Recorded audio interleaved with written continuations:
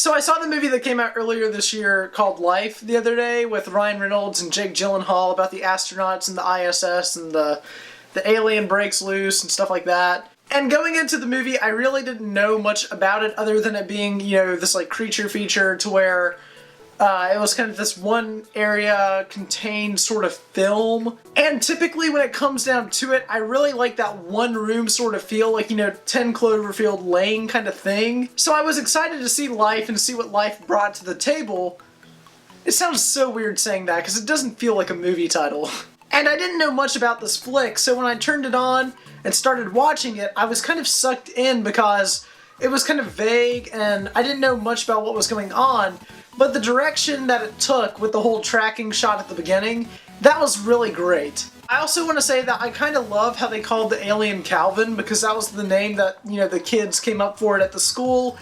I really like that idea because it makes this terrible creature sound way less threatening when you're just calling it Calvin. But that's not what makes a movie. What makes a film is the plot and are the characters. I swear, this movie wants to be 10 Cloverfield Lane, Green Room, Gravity, and most importantly, Alien, all in one movie. And that's a really clever, unique, and ambitious goal to strive towards, but the problem is when you fail to balance out all of these, you know, genres and things that you want to make in your film, you typically fail to have good characters. And whenever that happens, you pretty much guessed it, you basically get that horror movie logic that doesn't make sense and is really dumb. Like, for example, there's a scene at the beginning of the film where Ryan Reynolds tries to burn the creature with like this flame exhaust gun kind of thing, and it doesn't work. And later on, the alien crawls into one of the thrusters on the ship, they try to burn it then again, and it doesn't work, and now they're out of fuel. If it didn't work then, why do you think it'll work now? I guess you could say bigger flames trying to burn the creature, but even then it doesn't really add up for me. But the problem is that I've seen these kinds of creature features before, and what makes these movies work isn't necessarily the creature, even though that's a big part of it.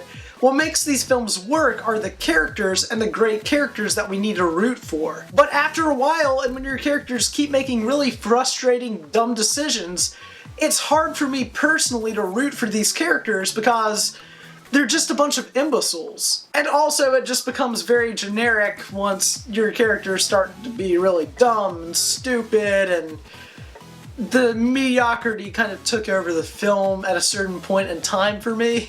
And it's really weird because it felt like this film had a lot of creative things, but for every creative thing in this movie, there were like 3 things that I've already seen before. Like, I really loved the scene where the alien overfloods one of the spacesuits, so the water in the cooling system starts to drown the astronaut from the inside out. That was intense. That was a great scene. But you know what isn't a great scene?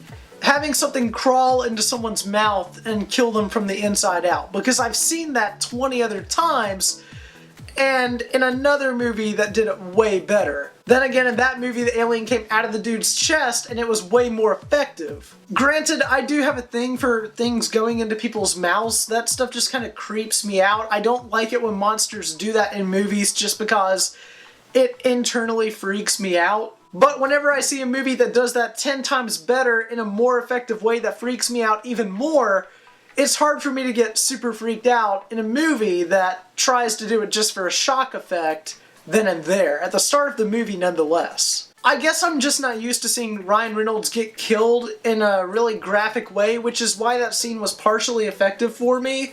But then again, I also don't like how I've seen it so much before, so it took away from that shock value. I will say there are good performances though in this movie. I really liked Ryan Reynolds in this movie. I thought his character was really good for the short time that he's in the movie. I really don't like Jake Gyllenhaal's character in this movie. There's something about him that I don't like his character in this movie. I don't know, I just felt like this movie tried to be Gravity and 10 Cloverfield Lane meets Alien, and it just couldn't balance it out and failed miserably. I felt like I needed to get a video out for you guys because it's been a while and I want to talk to you guys about a movie that I saw, so I'm going to maybe do some more of these like quickie kind of reviews. So what did you think of Life? Do you like Life? Do you not like Life?